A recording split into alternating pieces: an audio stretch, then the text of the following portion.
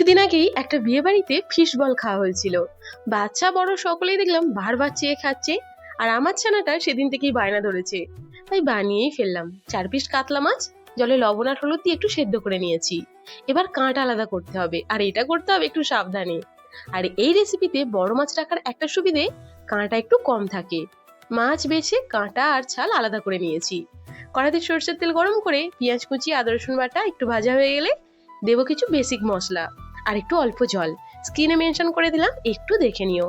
মশলা কষানো হয়ে গেলে দেবো সিদ্ধ মাছ, আর সেটাও মশলার সঙ্গে ভালো করে কষিয়ে নেব। সিদ্ধ মাখা আলু আর কাঁচা লঙ্কা কুচিয়ে আর একটু বেড কামস, আর না থাকলে কিন্তু নেড়ো গুঁড়োও দিতে পারো, আর একটু ধনে পাতা। আর কিছু না, ফিশ বলের পুর একদম রেডি। কয়েকটা ডিম ফাটিয়ে একটু লবণ আর একটু গোলমরিচের গুঁড়ো ভালো করে মিশিয়ে নেব। এবার মাছের পুর বলের আকারে গড়ে প্রথমে ডিমে, তারপর বেড কামসে। আর এই একই প্রসেসিংটা চলবে দুবার ধরে। এবার ফিশ বলগুলো গড়ে নেব প্রত্যেকটাই। আর কিচ্ছু না, সাদা তেলে লো ফ্লেমে গোল্ডেন ব্রাউন করে ভাজতে হবে, একটু সময় নিয়েই। আর এই কাজটা করে নেবার পর খালি মচমচ করে খাও।